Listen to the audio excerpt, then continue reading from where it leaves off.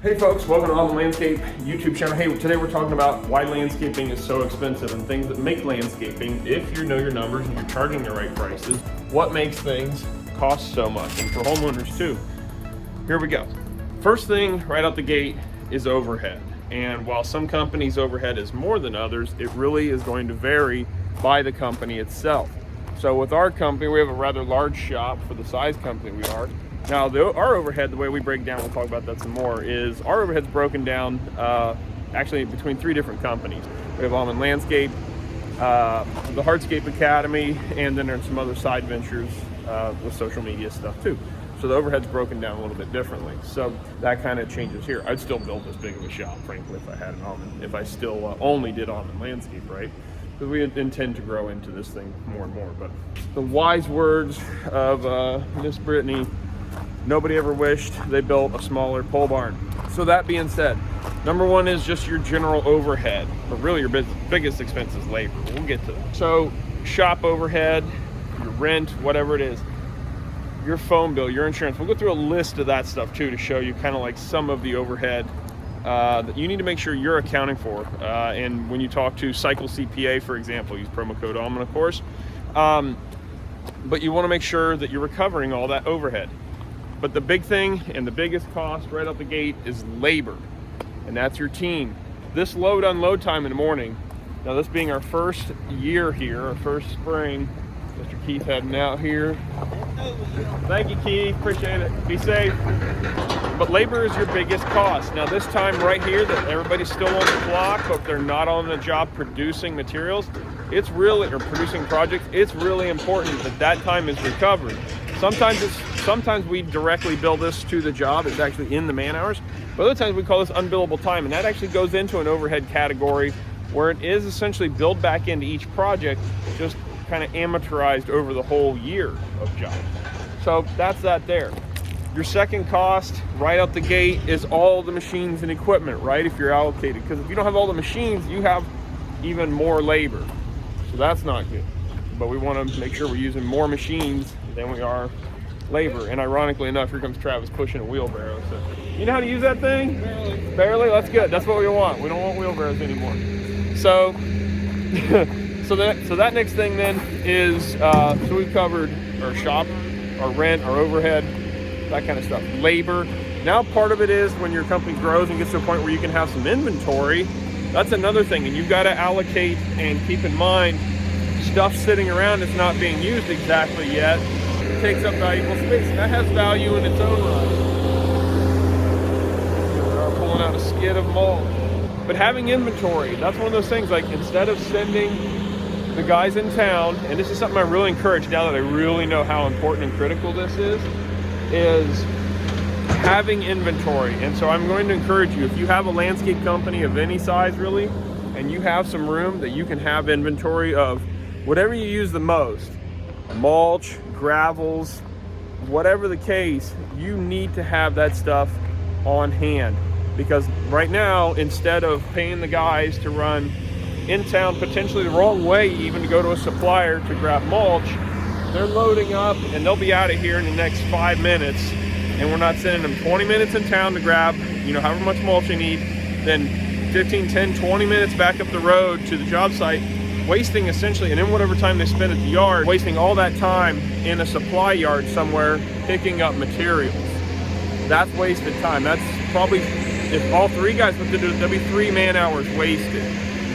Instead, we're gonna have maybe 15 minutes here at the shop. Materials, that's your next big expense on jobs. So like you saw us loading up some mulch there, materials are the next thing.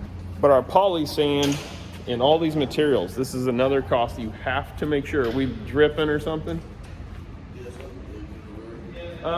It was out in the rain. Yeah, it sure does. It was out in the rain. Like the puddle in front of it was from rain drippage. That looks like something actually dripping. Good catch. Is it dripping oil or water oil? Man, it's pretty fresh. That looks like engine oil too. I hope our hydraulic's not that dirty. All right, well, we'll put that on the board for another issue. So that's in the hidden overhead. That is equipment repairs and maintenance.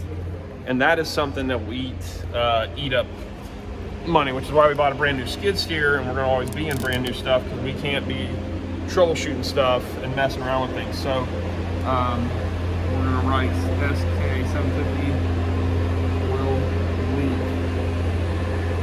That's on the board here to get fixed. So now that we've looked at all this stuff, your materials, whatever materials on there, those have got to be calculated into your projects, right? Okay. More wardrobe changes than a Taylor Swift concert here. One of the other things that comes with this too, of why landscaping costs so much, depending on the company, is just the quality of the company, the quality of the work. What are the employees, what do the employees make? Are they paid a very good wage to perform at a high level and produce really high quality work? Is the company profitable? Can they afford to come back and fix any issues or whatever? That profit is a big driver of the level of customer service that a company can provide. And we like to consider ourselves a very customer-centric organization, someone that is going to take care of customer service issues. And that comes at a price, right, of being a good quality, reputable company. So that's one other thing here. Now here's a list of some overhead and operating expenses that maybe you're not accounting for. And so here's overhead and accounting. So Cycle CPA and our other tax folks there. Bad debts, customer appreciation, things like gifts and things for clients, safety gear, bank charges, charitable contribution, your charitable giving. And that's just from a company standpoint, not personal. Commissions and fees, general liability insurance, that's a big one, right? Interest expense, meals and entertainment, office expenses, marketing, of course, QuickBooks payment fees. So all our credit card charge fees get put into our overhead, and that's how we recover that to, again, provide more accessibility and convenience for our clients. Whatever reimbursements are, I still don't understand that one. Shop mortgage or your rent, whatever, that's a huge one, right? Shipping and delivery, just anything that isn't exactly directly related to the specific job itself. Design work and printing plans, whatever you may have fall under that category. For us, that's some different things here. Training, that's a big thing too, keeping your people up to speed. Travel, entertainment meals. So if you're traveling for work or traveling for training, travel meals, uniforms and apparel, that's a big one. Utilities, so that's our gas and electric here at shop, the phone bill, the internet, all that kind of stuff. Website fees and management. You could say that goes back under marketing, but we've got that broken out separately. Different taxes and licenses that have to be, or can be put into overhead. Check with your people there. So then you've got overhead wages too, which that's me and Brittany there, and overhead wages. So there's a lot of different things that it takes to make a company go. Now, this background makes us look really big time here. We've only been here a year, but even if you're a small company like us and you're running out of a storage unit or your yard or your garage or whatever, all these things, even though it's at scale smaller maybe, and just like when you look at, and you compare us to a Zeppa's or Brex or, you name the company, someone bigger than us, all these costs are all incrementally different or relationally different, but the same per the company and the size of the company, right? But the idea is to operate as lean as possible. You want to have all those expenses down as low as you can get them, but still operate at an efficient level. It's not worth it to save some money on your internet bill and have slower download speeds and upload speeds. You want estimates as fast as possible, right? You want training videos to load as fast as possible. Paying people to sit and wait on internet maybe not, especially for us, is not acceptable. And so little things like that, you want to make sure that it's worth it to pay extra money for efficiency and quality, right? I hold my clients to that expectation that I expect them to be willing to pay for quality and expedient service and someone that's going to take care of them if there are any issues. And I expect that out of my vendors. If I'm paying what I would consider top dollar to my vendors, I expect prompt service, no problems, no issues, no hassles. And what I mean by that, there will be problems, issues, and hassles. I don't want to bicker and squabble over them. I want them, if we have a problem, they fix it because they know we pay our bill. They know we don't bull crap or lie to them about material damages or anything like that. And that's what we expect. So my clients, I believe, expect the same out of us. So that's what makes landscaping expensive. And for any business, if you're a quality company, you're recovering all that stuff, it's going into every job. And on top of that, what real profit is the money that's left over after everyone and everything is paid for, including the owner's salary. That money left over at the end of the year is the profit. So let's say you have $100,000 to show on your books at the end of the year. Wow. But you didn't pay yourself anything.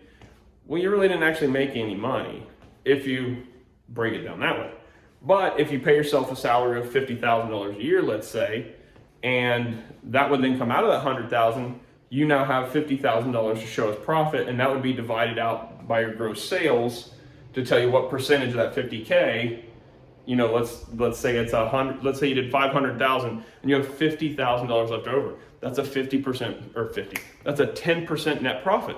Awesome. That's good. That's a great start. We always want to be ratcheting that up as high as we can, and you know, make sure our service and quality matches that expectation or matches that profit percentage. But that's the way to do it. So from Alden Landscape here, HQ, me just pacing around as always. But I appreciate you checking out, like and subscribe, all that stuff. For more of this kind of content, we're going to be going really deep on the channel here. More hardscaping, more business content. Here we go.